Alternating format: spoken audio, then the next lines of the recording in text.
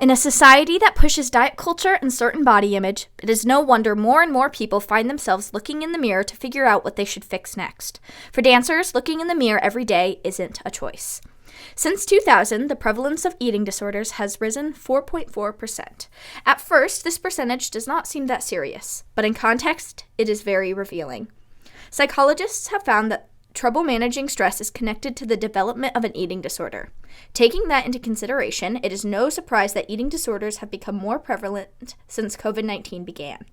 Adolescents were riddled with anxiety and fear about their day-to-day lives. On top of that, adolescents exist in a world that is dominated by the media. When the media constantly promotes certain types of bodies, more viewers find themselves dissatisfied with the state of their bodies. Such was the case for local dance teacher Justine Doyle.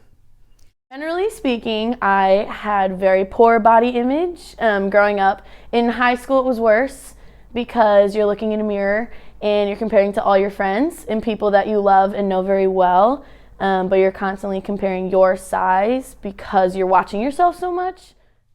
In the world of dancing, it has become normal to be unhappy with your body and constantly look for ways to change it in order to fit the common stereotypes. Dancers have always been viewed as slim-waisted, not too tall, but also not too short. Showcasing the ballet body, which is often described as light and delicate, is a goal that even the most confident dancers are pressured to strive for. Despite new waves of body positivity movements that drift away from these concepts, the need to be a certain size is still ingrained in dancers' minds. Every day, dancers enter the studio to be met with ceiling-to-floor mirrors in which they will look at themselves for hours on end. Some recall their teachers telling them to suck in their guts in order to create better lines, and one local dancer even remembers her instructor telling her to suck in more. I can see your dinner.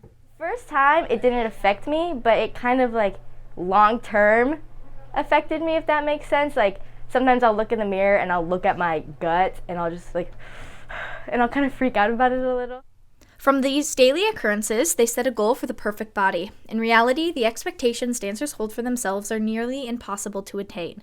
Every day, the dance world makes progress in moving away from these hurtful stereotypes and expectations, but people are still putting in an immense amount of work to achieve them. Those in the local industry believe the only way the dance world will be able to completely change is by taking it slow and looking at people for their talent, not the shape of their body. For Pleasant Valley Spartan Shield, I'm Harper Clark.